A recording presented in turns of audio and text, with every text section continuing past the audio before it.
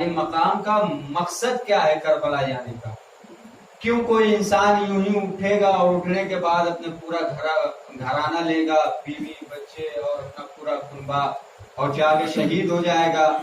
کیا یہ کوئی حادثاتی واقعہ ہے؟ کیا یہ کوئی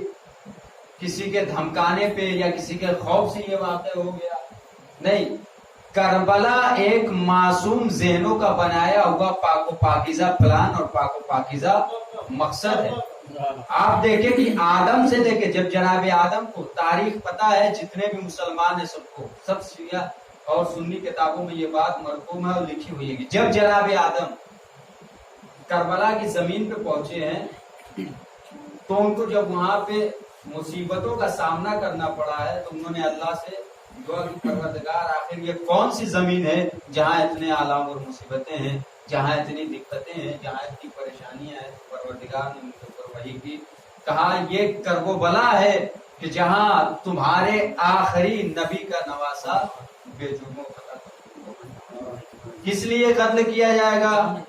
پروردگار نے کہا میرے دین کی خاطر، میرے اسلام کی خاطر، میرے پیغام پہنچانے کی خاطر۔ تو پتا چلا جب سے یہ کائنات بنی ہے تب سے کربلا کی پلاننگ ہو رہی ہے۔ یہ کربلا کی پلاننگ نہیں ہو رہی ہے بلکہ ظلم کے خلاف ایک سرمدی تحریک تیار کی جا رہی تھی، جس میں عام انسانوں کا کردار نہیں تھا، انبیاء تھے، مرسلین تھے، اولیاء تھے، جبرائیل تھے، خود پروردگار عالم اس مشن میں شامل تھا اور بتا رہا تھا کہ جب جب شیطانی طاقتیں دنیا میں انسانیت کو برباد کرنے کے لیے جنم لیں گی تب تک کوئی حسین جیسا کبھی آدم کی شکل میں آئے گا، کبھی نوح کا تقویٰ لے کے آئے گا، کبھی ابراہیم کی خلت بچانے آئے گا، کبھی موسیٰ کا ہیبت لے کے آئے گا، کبھی محمد کا اسلام بچانے آئے گا۔ امام حسین نے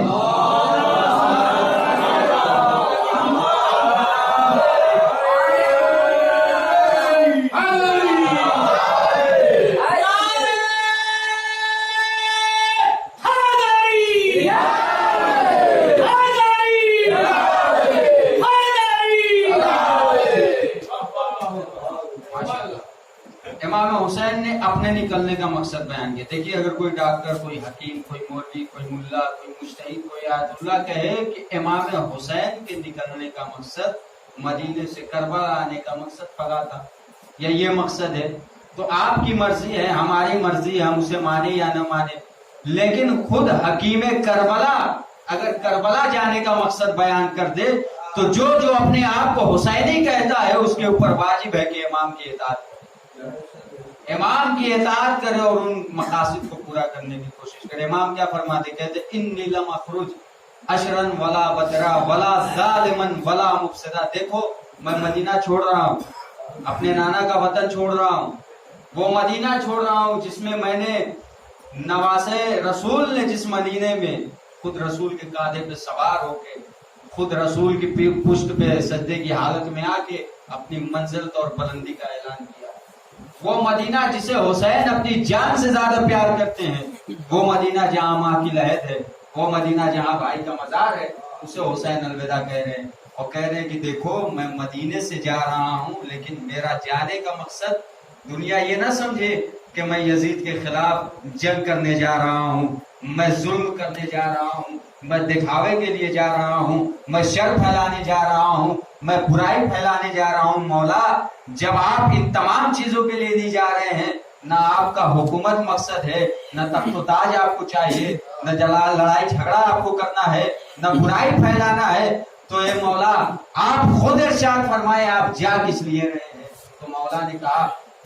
اريد ان امر بالمعروف وانهى عن المنکر، میں چاہتا ہوں کہ اپنے نانا کی امت میں امر بالمعروف کروں، نہیں عن المنکر کروں، یعنی لوگوں کو اچھائیوں کا حکم دوں اور برائیوں سے روکوں۔ واسیر بسیرت جدی و ابی، اور میں چاہتا ہوں کہ اپنے نانا اور اپنے بابا علی بن ابی طالب کی سیرت پہ عمل کرنے کے لیے کرتے ہوئے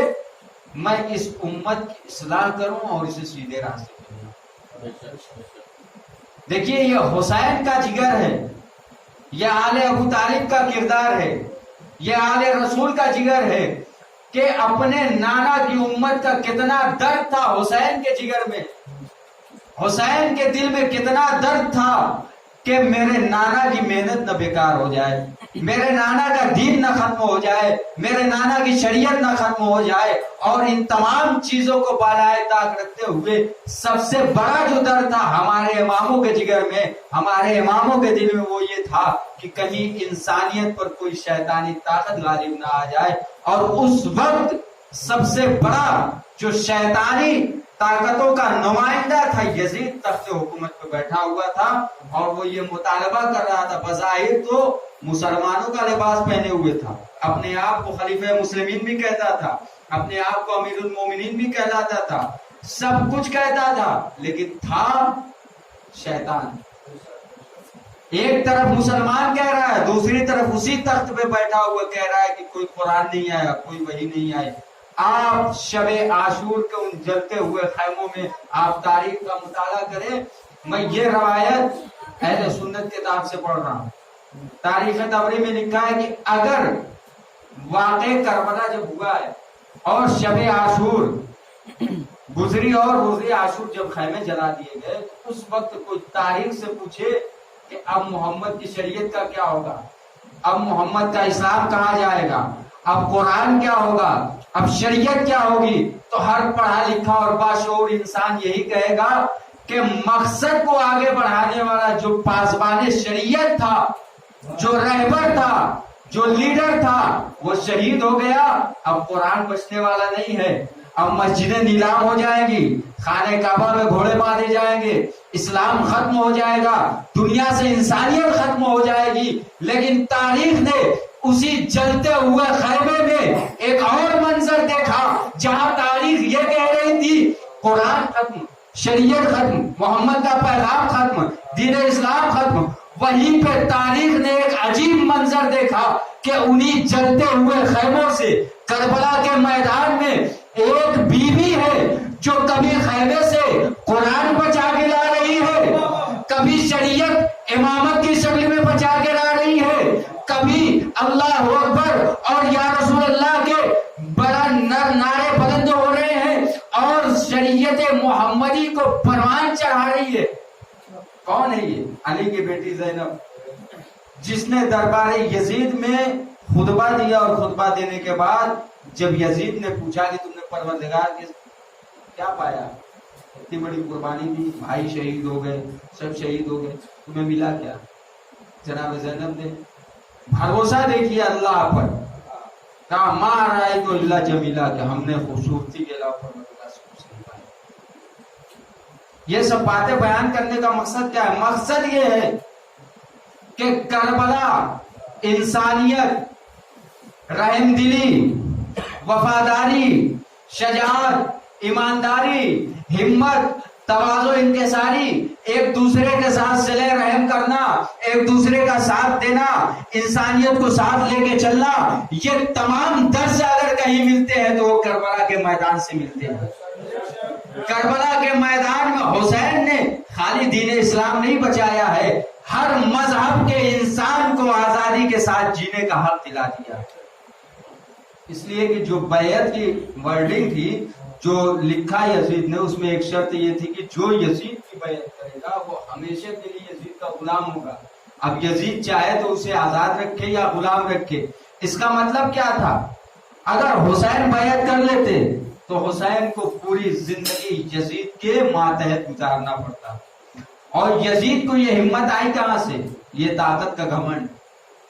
یہ نیزے اسلحے اور یہ حکومت کا گھمنڈ، یہ تلوار، یہ فوجیں،